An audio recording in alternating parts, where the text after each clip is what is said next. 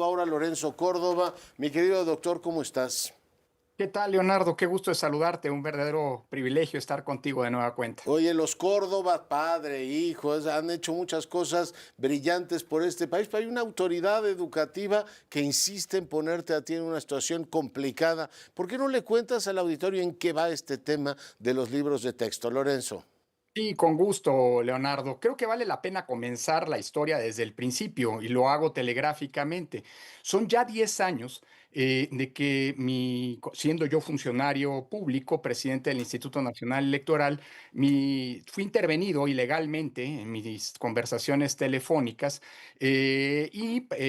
digamos, se hizo pública una referencias que había hecho a un O sea, te personaje que se ha espiaron y sustentado. usaron esos audios para dañarte. Así es. Así es, colocándome, digamos, como un discriminador y como alguien que se mofaba de los pueblos indígenas, cuando en realidad, de manera muy soez y desafortunada, y esto lo reconocí públicamente al grado que ofrecí una disculpa pública al personaje al que me refería, así, que se ostentaba como representante de todos los pueblos indígenas, imagínate, de todos los pueblos indígenas, y llegó al INE a chantajear a la autoridad electoral, pidiendo primero diputaciones y luego dinero. Dado que pues, diputaciones el INE no puede repartir, no puede regalar, y menos a un privado, digamos.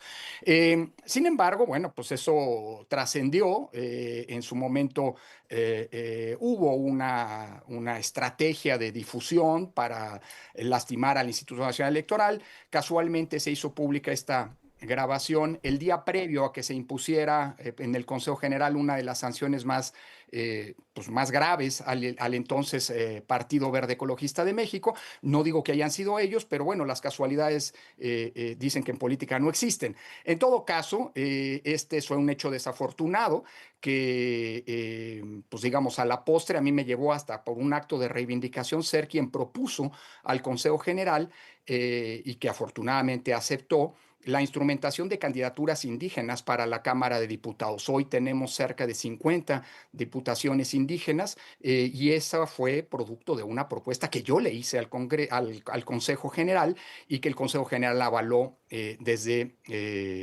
2018. Sí. Bueno, la historia pasó, yo dejé el INE. ¿Y cuál es la sorpresa? Que unos meses después, digamos que los últimos años en el INE, tú lo sabes, Leonardo, hubo pues digamos, una rispidez con el gobierno federal, producto de una descalificación permanente y continuada en contra de un órgano electoral que tuvo como único pecado no doblarse a los designios del gobierno y ejercer su autonomía a fondo.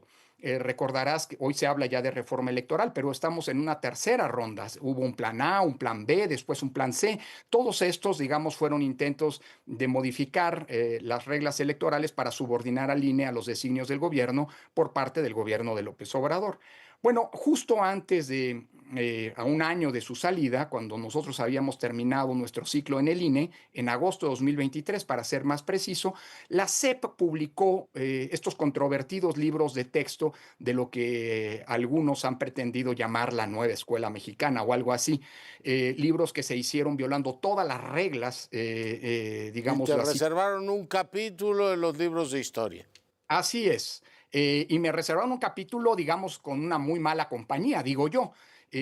Por cierto, me ponen como en la misma página, en una secuencia, digamos, de eventos históricos, en donde están, fíjate nada más, entre otros, el genocidio en Armenia a principios del siglo pasado, el holocausto, es decir, el genocidio a Vaya. mano de los nazis, el genocidio de Ruanda en los años 90, y después ponen allí una frase en la que se dice que el presidente del INE con nombre y apellido, fíjate, esta es una distinción que ni Hitler tuvo, se habló del holocausto nazi, pero no en primera persona.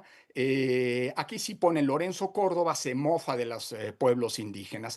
En fin, yo evidentemente, pues asumiendo que era un acto de estigmatización, Es un acto además absolutamente injusto, porque pues yo jamás me burlé de los pueblos indígenas, si acaso lo hice de manera indebida, insisto, en una conversación privada. privada, ¿no? Y fue que fue espiadas, ¿eh? Exactamente, en contra de un personaje que se ostentó como representante de todos los pueblos Mm. indígenas, decía que en una lógica de chantaje, y pues evidentemente frente a este acto de abuso y de estigmatización, recurrí al amparo. Después de un año, la jueza de distrito en la que cayó este amparo me concedió el amparo y ordenó a la SEP, a la CONALITEC y a otras autoridades educativas a suprimir esa mención, no mi nombre, sino la mención de este hecho, entre otros argumentos, señalando que nunca había sido comprobado ni vencido en juicio, digámoslo así, determinado en juicio, ni impuesta mucho menos una sanción por actos de discriminación ese hecho, y por lo tanto la jueza consideraba que había una violación a mi derecho a la honra, insisto, y a mis derechos fundamentales, incluido el derecho de los niños a tener una educación fundada en datos Claro. ciertos y legalmente validados, ¿Y digamos. ahora en qué va? ¿Lo va a ver la Suprema o en qué va? Así es, el amparo, una vez que se me concedió, fue impugnado por las autoridades educativas, Leonardo. Esto se fue, como sabes, a un tribunal colegiado de circuito, pero que decidió que por la relevancia del caso lo atrajera a la Suprema Corte de Justicia. La segunda sala conoció la semana pasada de ese asunto.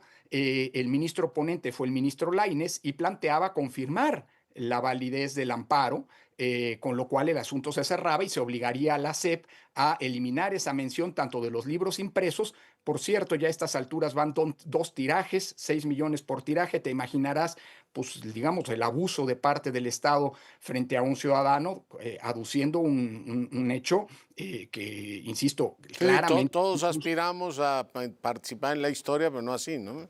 No, así, exactamente. Y bueno, como esa sala está incompleta, es una sala, la sala en donde estaba, que la integraba el ministro Aguilar, que como sabes salió en noviembre pasado, Mm. pues hay solo 4 integrantes, y la votación se empató. No es tampoco muy extraño suponer cómo votaron las ministras Lenia Batres y la ministra Yasmín Esquivel, a quienes he durante mucho tiempo señalado Ya. como, y es público y notorio, que se han planteado y vanagloriado de ser no solo cercanas, sino hasta No, militantes. hicieron campañas, ¿eh? Ujú. Así es, Así. que votaron en contra de que se me negara el amparo. Oye, me Entonces, va a sonar la campana, pero entonces, ¿cuál es, digamos, el final previsible? ¿Ya va a ir mira, con el nuevo Poder Judicial?